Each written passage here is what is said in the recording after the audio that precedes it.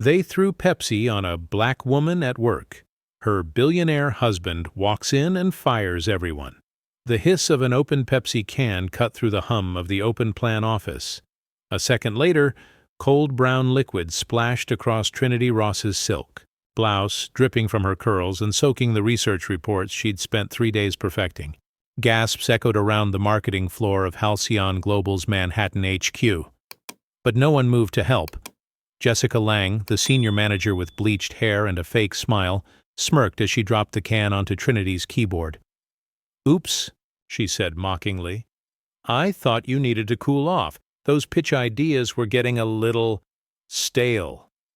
Laughter erupted behind her. "Look at the DEI quota getting baptized in Pepsi," snorted Ryan Whitaker, the head of content, lifting his phone to film. "Reality check," added Sasha Lee from HR, already typing furiously with a smirk on her face. Trinity didn't flinch. She didn't wipe the soda from her face. She didn't speak, but her silence wasn't weakness. It was calculation. What none of them knew, what they never cared enough to find out, was that Trinity Ross wasn't just a junior strategist with an NYU degree and a humble background.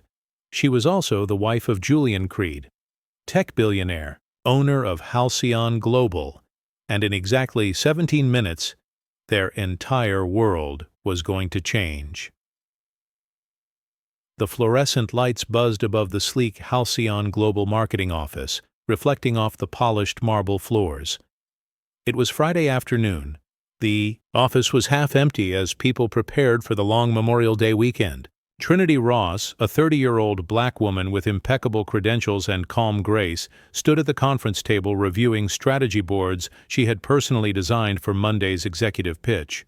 She wore a cream blouse and navy slacks, her curly hair pulled back into a professional bun.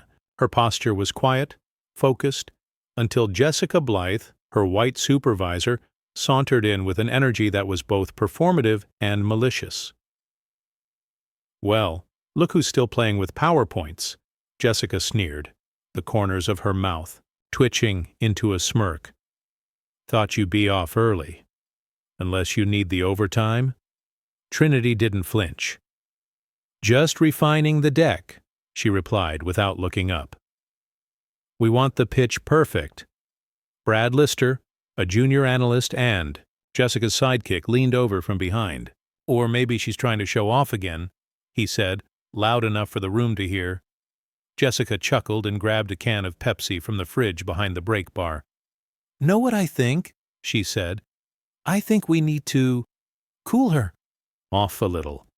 Before Trinity could process the words, Jessica cracked the can open and, without warning, poured the fizzy contents directly over Trinity's head. Gasps echoed across the few remaining workstations.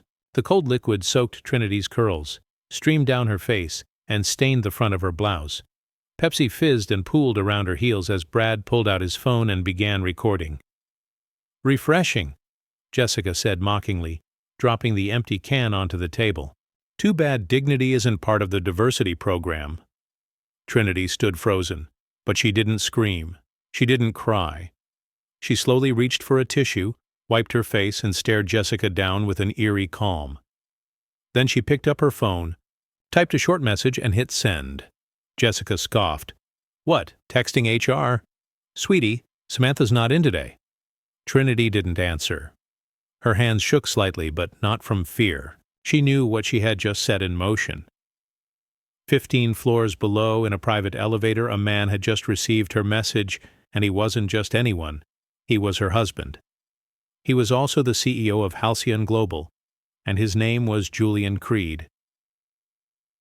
The private elevator at Halcyon Global hadn't been used in months. It bypassed all security checkpoints and opened directly onto the 50th floor executive suite. Only 2 people had access codes, and at that moment, one of them stood staring at his phone, the screen displaying just 3 words. It happened. Again, Julian Creed's jaw clenched. He was a man of exacting precision. Charcoal suit, platinum cufflinks, and a mind that once turned a failing media startup into a multi-billion-dollar conglomerate in under 5 years. But beneath his calm exterior lay a fierce protective instinct.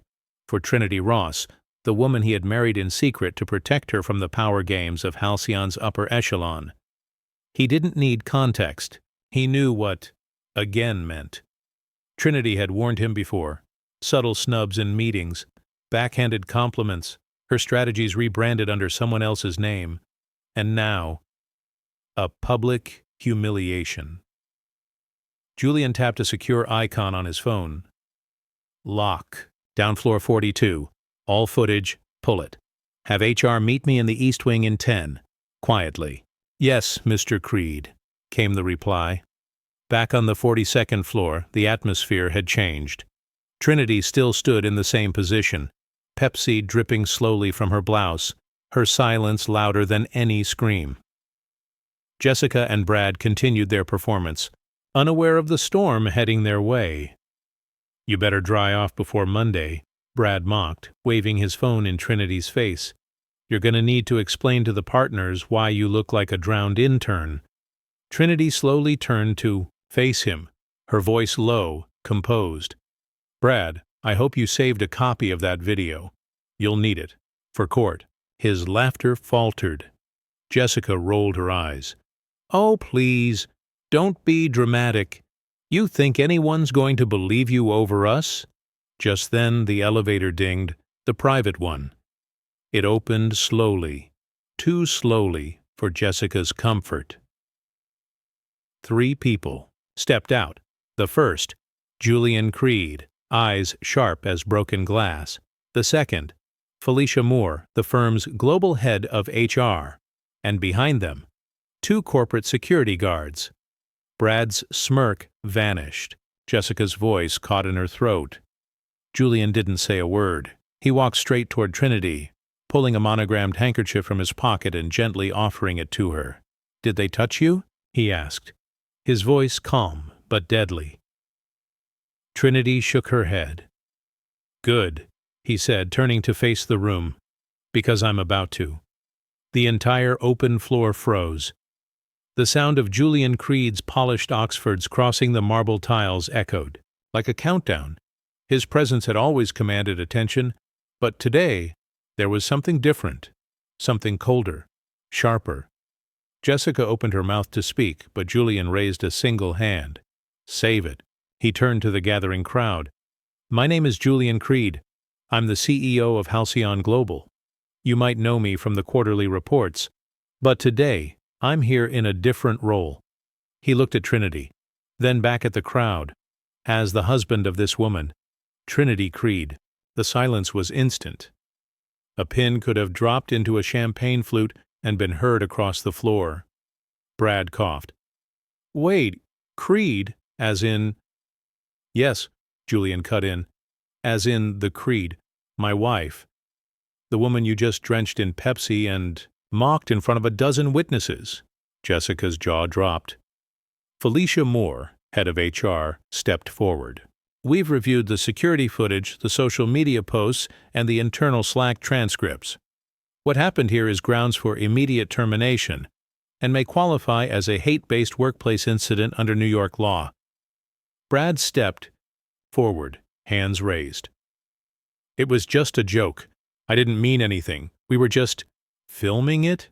Julian's voice cracked like thunder. Laughing while my wife stood covered in soda, humiliated in front of her colleagues? Jessica stammered. I didn't know who she was.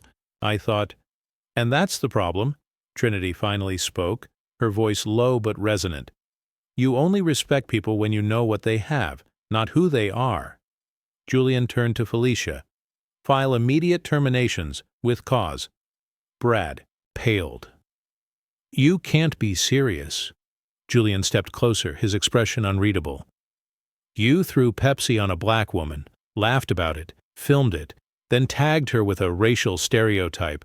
You're lucky we're not calling the NYPD right. Now, a gasp rose from the back of the room. Samantha, still glued to her phone, finally looked up, eyes wide. I suggest, Julian added, you all collect your belongings. You're no longer welcome at Halcyon, or any of its subsidiaries. The guard stepped forward. Jessica tried to protest, but her voice cracked into silence. Brad slumped into his chair, disbelief flooding his features. Samantha dropped her phone. And Trinity? She stood tall, soda-soaked, but unbroken. And in that moment, she didn't just look like a woman wronged. She looked like the storm.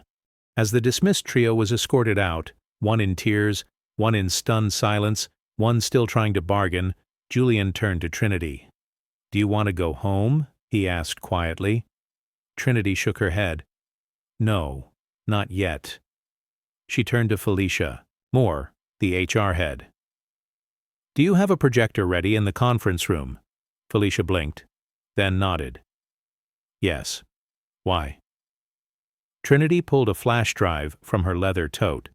"Because for the past 6 months, I've been documenting everything." She glanced at the growing number of employees peeking from around corners, watching from their cubicles with wide eyes. "I didn't just survive this place," she said. "I studied it." Moments later, the conference room lights dimmed, and our presentation appeared on the wall: Systemic Disrespect, a First-Hand Account. Slide 1. A screenshot of a Slack thread. Jessica had typed, "We need a face for the diversity deck. Let's use Trinity. She'll look great in the brochure." Slide 2. A meme of Trinity eating lunch alone, captioned, "Miss Inclusion having her solo moment again." Slide 3. A spreadsheet of salary disparities Trinity had secretly compiled. Same roles, same responsibilities, but women of color at Halcyon were earning, on average, 27% less. The room went dead silent. Then came the final blow. A clip, captured from a hidden mic Trinity had kept in her purse. Jessica's voice, unmistakable. "Honestly, we keep her around for optics. No one's actually taking her seriously. She's just the token." Julian didn't flinch. He'd suspected for months something was off, but hearing it confirmed, out loud, was like a slap of ice to the face. "Every comment, every insult, every exclusion," Trinity said, standing beside the screen, "was a brick in a wall I didn't build, but now I'm tearing it down." Felicia turned toward Julian. "What do you want to do with this?"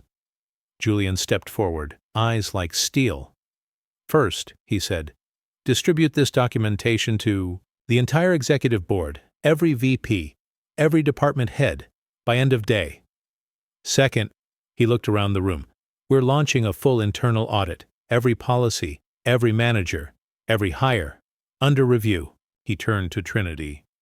"And third, if you're willing, I'd like you to lead the new Diversity, Equity, and Accountability Division." Gasps. But Trinity didn't answer immediately.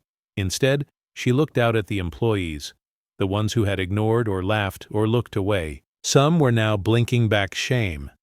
Others, tears, and Trinity said, "I'll consider it, but only if we stop calling it DEI. That's been watered down." Julian raised an eyebrow. "What would you call it?" She smiled faintly. "Reparative. Leadership." The morning after the office reckoning, the internet woke up to something explosive. A video, low resolution, shot from a desk across the room, had gone viral overnight. Caption, "They poured Pepsi on her, but they didn't know who her husband was." It showed the exact moment Jessica doused Trinity with the soda. The slow-motion arc of brown liquid, Trinity's stunned stillness, Brad's disgusting laugh, Samantha's reality check from behind her phone. The clip had racked up 3.2 million views in 12 hours, spreading like wildfire across TikTok, Instagram, Reddit. The comments were brutal. "This is workplace assault, not a joke. Imagine humiliating a black woman like that. On camera. In 2024. They messed with the wrong one, and now the internet's watching." By noon, national outlets had picked it up. BuzzFeed, Forbes, CNN, even NPR's Code Switch posted statements. But it wasn't just the video. An anonymous user on Twitter had dropped a thread of leaked emails, screenshots, and even voice recordings. The account was called A Justice for Trinity Slide. After Slide revealed private Slacks, hallway voice memos, HR memos ignored, building a digital timeline of intentional marginalization and racist microaggressions within Halcyon Global, the most damning. A security camera time-stamped from 2 weeks earlier. It showed Samantha switching out Trinity's presentation deck right before the investor meeting, replacing her original slides with outdated data, sabotaging her. Suddenly, this wasn't just a story about a soda can. This was about weaponized exclusion. That afternoon, Julian Creed stood at the podium of Halcyon's press conference. His voice was even, but there was fire behind his words. What happened to Trinity Creed was not only a violation of human dignity. It was a reflection of rot hiding behind corporate polish. He paused. And it happened under my name. That's over now. Across the country, thousands watched the live stream. Trinity sat quietly to the side of the stage, no longer dressed in business blue, but in a sleek black pantsuit with a silver brooch shaped like a phoenix. When the Q&A began, a reporter from the New York Times raised her hand. Mrs. Creed, what do you say to people who think your success only comes from your marriage? Trinity stood slowly, her gaze steady. They thought pouring Pepsi on me would make me shrink. It didn't. It made me fireproof. The room erupted. The boardroom was quiet, eerily quiet, as the 11 members of Halcyon Global's executive committee sat across from Julian Creed. The air smelled faintly of mahogany and espresso, but there was tension beneath the gloss. Julian stood. In front of him were 3 thick manila folders. He didn't open them, not yet. You knew, he said simply. You all knew what they were doing to her, and you did nothing. No one answered. He flipped open the first folder. Samantha Chun. Inside were chat logs. A printed Instagram story with the caption, "Diversity quota but make it fashion." An anonymous HR complaint from Trinity, never addressed. Second folder, Brad Mitchell. Group chat screenshots, voice memos with his voice mocking Trinity's speech cadence, photos he secretly took of her lunching alone captioned, CEO of Awkward. Third folder, Jessica Whitmore, the crown jewel of malice. A printed copy of an email she sent to Brad and Samantha 2 weeks earlier. Let's drown her spirit before the next promotion round. Make it messy. I've got an idea involving Pepsi.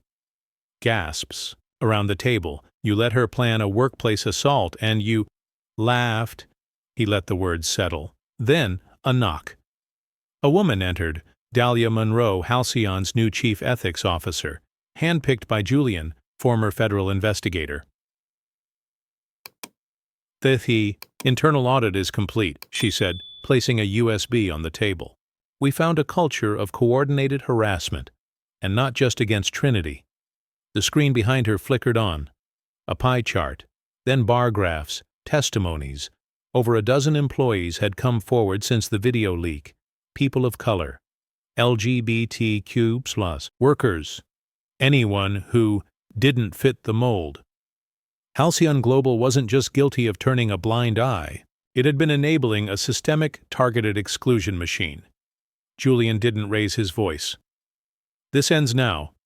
Effective immediately, Jessica, Brad, Samantha are banned from all Halcyon properties. Their severance packages are revoked. Their shares, frozen pending litigation. But that's not all, Dahlia added. They will be publicly listed in our transparency report. Names unredacted, because silence is complicity. Someone tried to speak, an older man in a gray suit. Julian, this could tank the stock. This kind of exposure. Julian cut in. Good. Let it drop. I'd rather rebuild Halcyon from the ground up than let it rot from the inside. He turned to the window, gazing out over Manhattan. Trinity walked through fire. And from that fire, I'm going to build something unshakable. By 7:36 a.m. the next day, the hashtag #PepsiShame had been tweeted over 3.2 million times. The video, grainy but damning, showed Jessica laughing as she emptied the Pepsi can onto Trinity's blouse. You could hear Brad's voice off camera. Someone call HR. She's drowning in diversity. But the moment that made the internet freeze was the slap. The second Jessica raised her hand, and the second Trinity didn't flinch. Instead, Trinity's eyes held the camera, held the viewer, held the truth. "You'll understand everything in 15 minutes, she had said, and now the world did. News outlets went into a frenzy. New York Times ran the headline, "Billionaire's wife humiliated at work, then burned the corporate house down." Cable networks scrambled for interviews. PR teams across the country studied every second of the footage. By midday, Halcyon Global had become the symbol of everything broken in corporate America. A CNN anchor declared, "This isn't just about one can of Pepsi. This is about every whisper in every break room, every overlooked resume, every stolen idea passed off in boardrooms by someone who never earned it." But not all reactions were from strangers. Across the country, Trinity's former professors, childhood mentors, and past employers began to speak out. "I taught Trinity. She was the most brilliant student I ever had," one MIT professor tweeted. "She worked twice as hard and got half the credit. I'm glad the world finally sees her." In a small church in Queens, her old choir director held up a printed photo of Trinity during Sunday service. They tried to drown her in soda, but didn't know she was already baptized in fire. Then came the impact. 3 Fortune 500 companies announced suspensions of executive staff following internal reviews.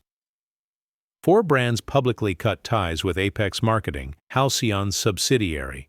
Trinity received over 200 speaking invitations. From Harvard to Davos. Civil rights groups used the footage to call for legislation around corporate harassment protections. PepsiCo released a statement clarifying they had no affiliation, but were forced to acknowledge the symbolism. The most powerful moment came from a handwritten letter slid under Trinity's door that evening. "Dear Miss Thompson, I'm 17. I've watched the video 12 times. I used to think I had no future. Now I want to be like you. Thank you." Trinity sat quietly, reading it 3 times.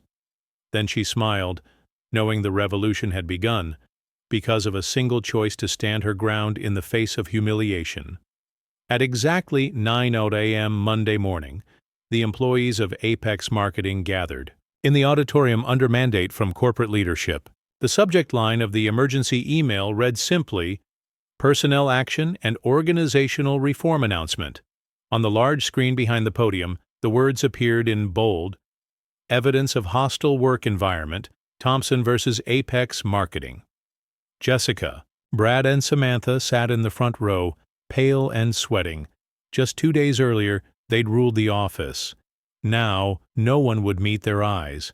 A hush fell as Julian Creed, CEO of Halcyon Global and Trinity's husband, took the stage.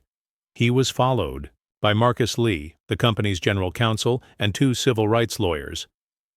Julian's face was unreadable, but his words cut deep.